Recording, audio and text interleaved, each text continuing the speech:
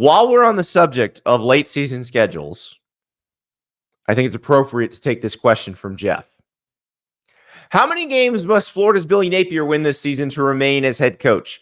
Could he remain at 6-6 with certain conditions, such as upsetting one of the November teams or close losses and not being blown out? All right, so I don't know that there's a magic number for Billy Napier, and I don't want to sound like an AD here. I just think that's the truth. When the ADs say that this time of year, they're not lying. There's no magic number because there are certain circumstances that would lead them to definitely keep the coach. And usually that's like a big late season surge. Players emerge. The team comes together. Like you rip off like 3 wins in your last 3 and they're all against really good teams. That sort of thing is the thing that keeps them employed. And obviously the converse of that is, or the inverse of that is true too. Like you have a hot start and then you peter off, you're probably getting fired. So for Billy Napier, his schedule is extremely backloaded. This is probably the most difficult closing kick we have seen on a team schedule, at least on paper, this century.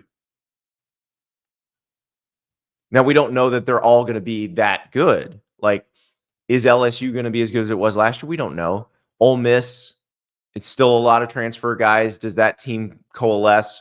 If it doesn't, what does it look like at that point in November?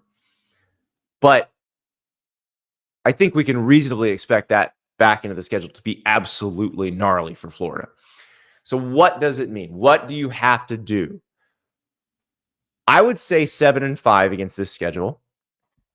He keeps his job.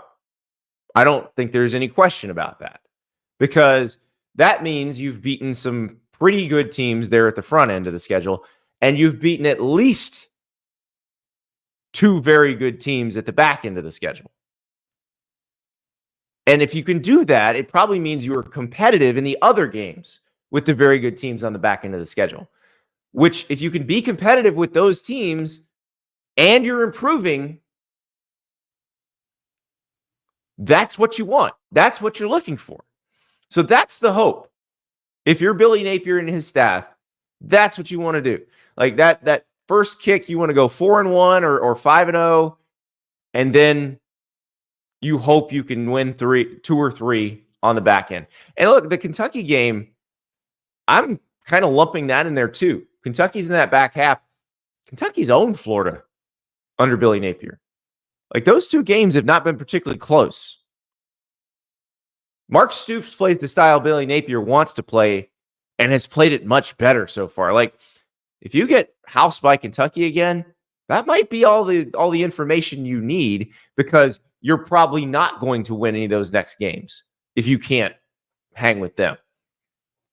But that's the 7-5 or anything better than that is the rosy projection, is the easy one.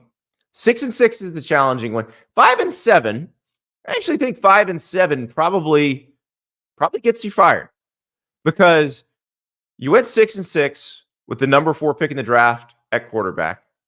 Then you went 5-7. If you go 5-7 again, you kind of told us what you are.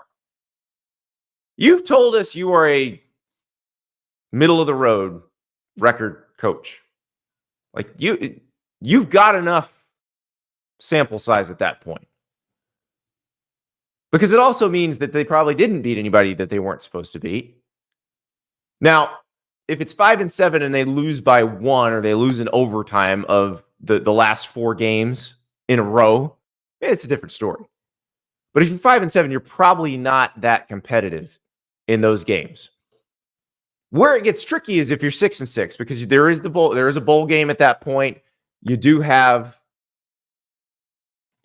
more practice time, more time to develop players.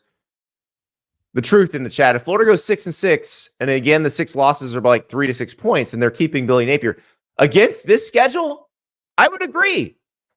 If you're 6-6 and you're losing 1 possession games against Georgia, Texas, LSU, Ole Miss, and Florida State, I think you're okay. The thing about that is I think, because the schedule on the front end is harder than people realize too. Like Miami's going to be Miami has a better roster than Florida right now. Now, we actually have a question where we'll get into the Mario Cristobal of it all. I don't think I'm picking Miami in that game quite yet. I don't think I'm there. I still think it's a bit of a coin flip. But that Miami-Florida game is absolutely a pitchforks and torches game because whoever loses, that fan base is going to just have it out for that coach. They're going to be like, we're done with you. You were supposed to win this. If you can't win this, what happens now? Like, it doesn't matter. If Florida wins, they're going to say that about Mario. If Miami wins, they're going to say that about Billy. Pitchforks and torches game. Just get ready. Sanford is Sanford.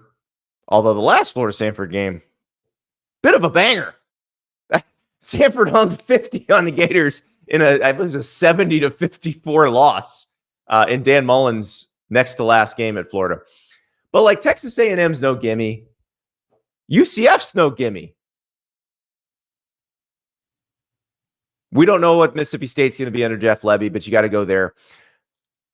At Tennessee, I don't think anybody's expecting Florida to win that game. So, like, to get to 6-6, let's say you drop Miami or you drop Texas A&M, even if you beat Kentucky, to get to 6-6, you're going to have to beat somebody really good.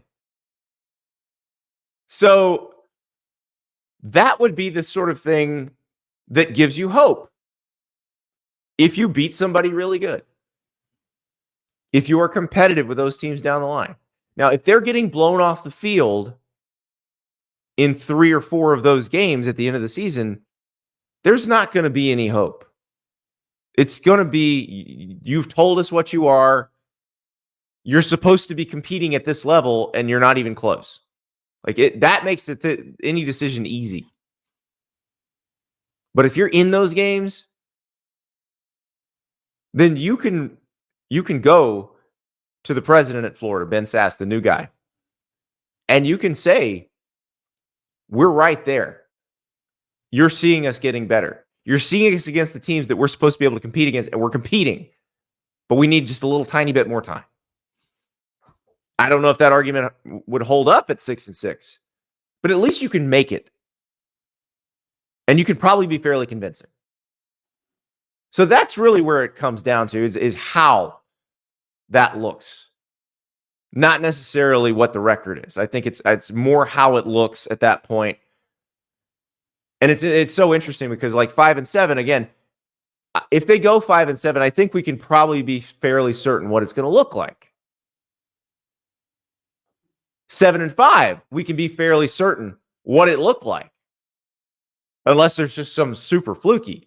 But like to go 7-5 against this schedule, you really do have to be better. 6-6 is where it can get a little wonky. And then you have to decide what you're doing. But I think it's pretty clear that Billy Napier has to be considerably better. And if you're going to win against the back half of that schedule, you're going to have to be considerably better. Thank you so much for watching. Just a reminder, subscribe to this channel right here so you never miss an episode of Andy Staples on 3.